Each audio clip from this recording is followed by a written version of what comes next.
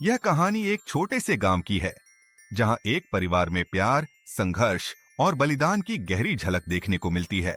गांव में एक छोटा सा घर था, जिसमें पापा सुखदेव, माँ सुमित्रा और दो बच्चे सुशांत और रोशनी रहते थे।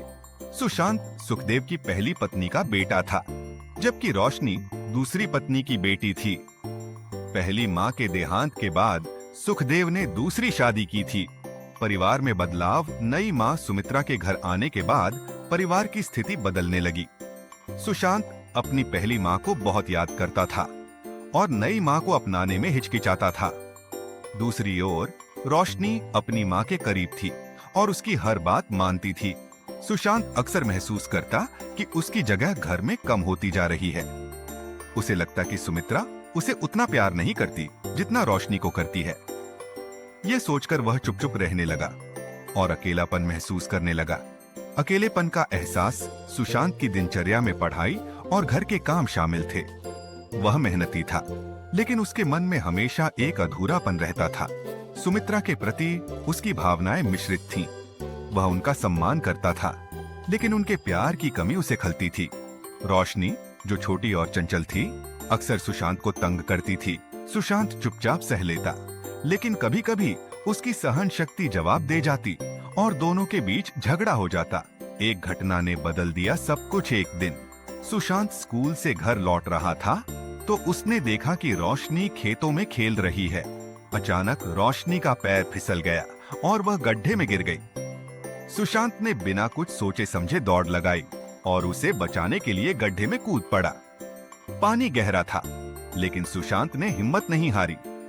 उसने रोशनी को कसकर पकड़ा और बाहर निकालने की कोशिश करने लगा। बहुत मेहनत के बाद वह दोनों सुरक्षित बाहर आ गए। यह देख सुमित्रा की आंखों में आंसू आ गए। उन्होंने पहली बार सुशांत को गले लगाया और कहा, तुम सच में बहुत अच्छे हो। मैं तुम्हें अपने बेटे की तरह ही प्यार करती हूँ। रिश्तों में बदलाव। इस घटना के बाद सुशांत और रोशनी के बीच का रिश्ता बदल गया। वे दोनों भाई बहन की तरह एक दूसरे का ख्याल रखने लगे। सुशांत ने रोशनी को पढ़ाई में मदद करनी शुरू की और रोशनी ने उसके साथ खेलना और बातें करना शुरू किया। धीरे धीरे सुमित्रा ने भी सुशांत के प्रति अपना व्यवहार बदला। उन्होंने उसे समझने की कोशिश की और उसे प्यार देने लगी। संघर्षों का सिलसिला।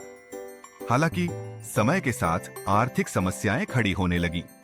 सुखदेव की नौकरी छूट गई और परिवार पर आर्थिक संकट आ गया। इस स्थिति में सुशांत ने पढ़ाई के साथ साथ काम करने का फैसला किया। वह गांव के एक दुकानदार के यहाँ काम करने लगा। रोशनी भी अपनी माँ की मदद करने लगी।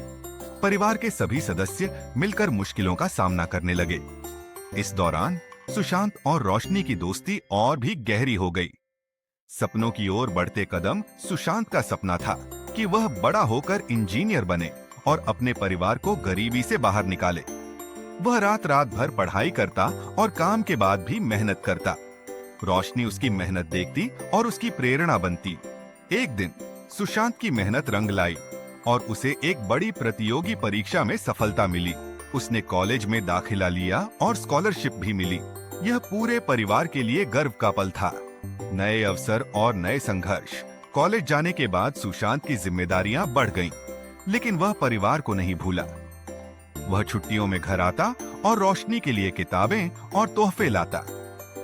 रोशनी भी पढ़ाई में अच्छा कर रही थी और सुशांत की तरह बड़े सपने देख रही थी। हालांकि सुमित्रा को सुशांत की कमी महसूस होती थी। वे कभी कभी भावुक हो जाती, लेकिन उन्हें सुशांत पर गर्व भी था। अंततः प्यार की जीत। समय के साथ सुशांत ने अपनी पढ़ाई पूरी की और अच्छी नौकरी पाली। उसने अपने परिवार की स्थिति को सुधारने में कोई कसर नहीं छोड़ी। रोशनी ने भी कॉलेज में दाखिला लिया और अपने भाई के सपने को आगे बढ़ाने लगी। अब घर में खुशियां लौट आई थीं। सुमित्रा और सुशांत के बीच का रिश्ता पूरी तरह से माँ बेटे का बन चुका था। रोशनी और सुशांत के बीच का प्यार और सम्मान भाई बहन के रिश्ते की मिसाल बन गया। सीख। यह कहानी हमें सिखाती है कि परिस्थितियां चाहे कैसी भी हों, प्यार, समझ और बलिदान से रिश्तों को मजबूत किया जा सकता है। संघर्ष और कठिनाइयां हमें तोड़ने के लिए नहीं, बल्कि मजबूत बनाने के लिए आती हैं।